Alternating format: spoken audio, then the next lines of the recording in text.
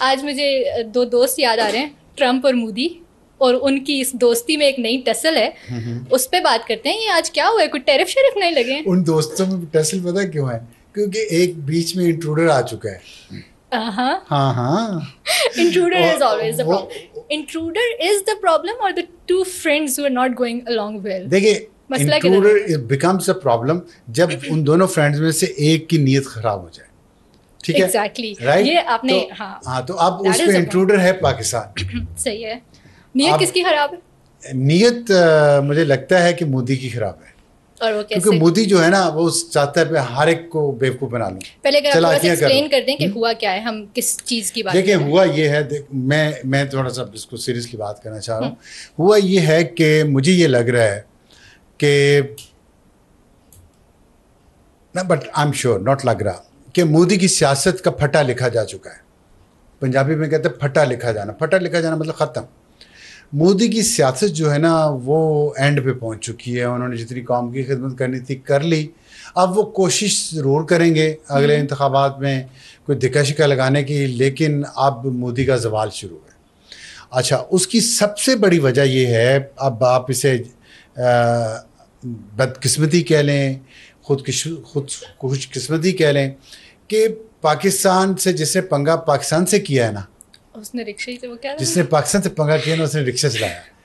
جس نے یہ ہمیں چیزیں ستایا اس نے یاد, رکشے چلایا. پاکستان غریب ہے, کمزور ہے ان سرٹن ویز, لیکن مطلب خود ہم رکشہ ہی ہیں لیکن ہمارے ساتھ ہلانا بھی نہیں چاہیے. کیا خود ہم رکشہ ہی ہیں لیکن ہمارے ساتھ ہلانا بھی نہیں چاہیے. ایگزیکٹلی. تو وہ پنگا جو ہے نا اب انڈیا کو ضرورت, دیکھیں انڈیا بڑا ملک ہے نا, پنگا کرنے کی ضرورت نہیں تھی, لیکن پنگے کی عادت نے انڈیا کو مروا دیا ہے.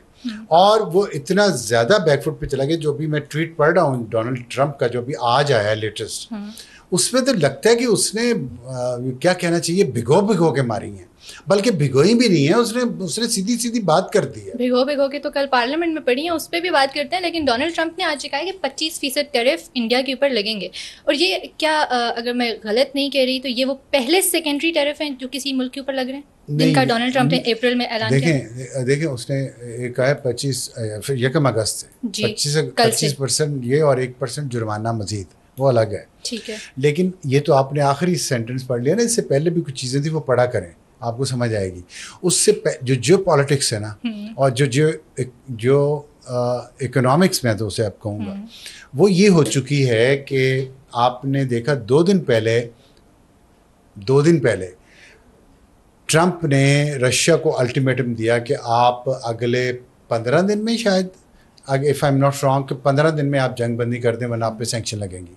کہا نا. یس. کچھ ہی گھنٹے بعد اس نے اپنی اسٹیٹمنٹ چینج کی ٹرمپ نے, اور اس نے کہا کہ آپ 4 یا 5 دن میں جنگ بندی کرتے ہیں یوکرین کے خلاف ورنہ پہ پابندیاں لگ جائیں گی. اور یہ اب مسلسل 2 دن سے دہرا رہے ہیں اس دھمکی کو ٹرمپ. ٹھیک ہے. یہ کر کے ساتھ اس نے یہ جو آپ کہہ رہی ہیں نا کہ 25% جو ڈیوٹی ہے, اس سے پہلے اس نے جو فقرہ لکھا ہے نا اپنے اس میں سوشل ٹروتھ میں, اس نے لکھا ہے میجورٹی آف انڈیا کی بات کر رہا ہے کہ majority of their military equipment from Russia.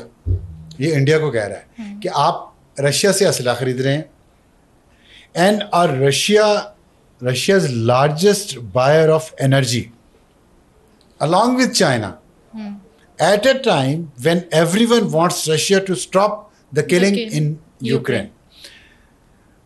All things not good. یہ all cap میں لکھا ہے ٹرمپ نے, all things not good. یہ ساری چیزیں اس نے کہا یہ جو ہو رہی ہیں نا یہ ٹھیک نہیں ہے. مطلب اس نے انڈیا کو اتنی سخت تھریٹ دی ہے ٹرمپ نے. اب ہوگا کیا, اب اگر رشیا پہ امبارگوز لگتے ہیں, سینکشن لگتی ہیں, تو آٹومیٹکلی انڈیا پہ بھی لگ جائیں گی, کیونکہ انڈیا وہاں سے انرجی بائی کر رہا ہے.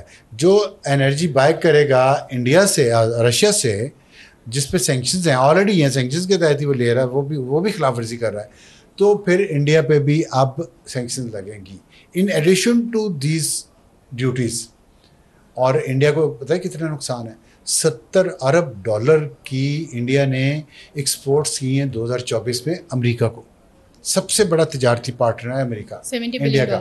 حالانکہ پہلے چائنا سب سے بڑا تجارتی پارٹنر تھا, لیکن انڈیا کو کچھ چل ہے اور مودی کی بی جے پی کو کہ اس نے اپنے ہر ہمسائے کے ساتھ بدتمیزی کرنی ہے.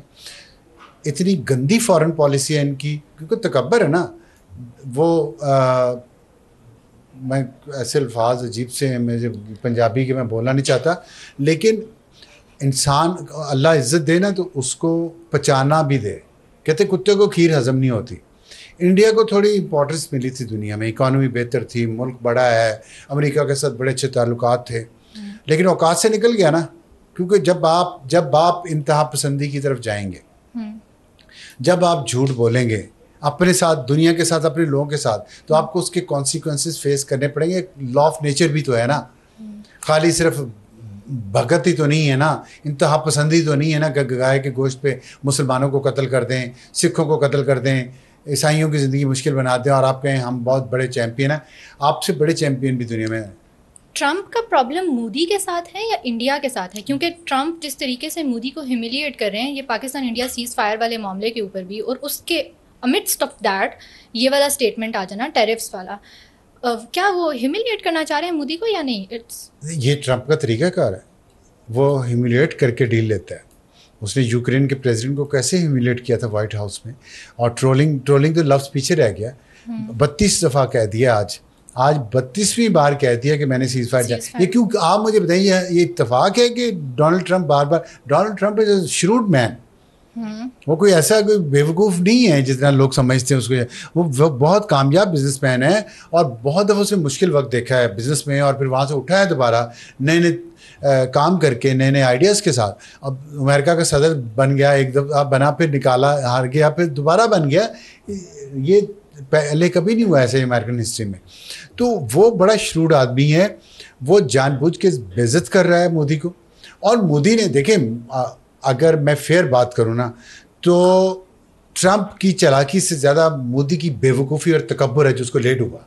اور صرف مودی کا یہ ہوتی ہے لیڈرشپ کوالٹیز, کہ لیڈر جو ہوتا ہے نا وہ خود جب ڈوبتا ہے نا تو اپنی قوم کو بھی لے کے ڈوبتا ہے, خود نہیں, خالی خود ڈوبنا اور بات ہے.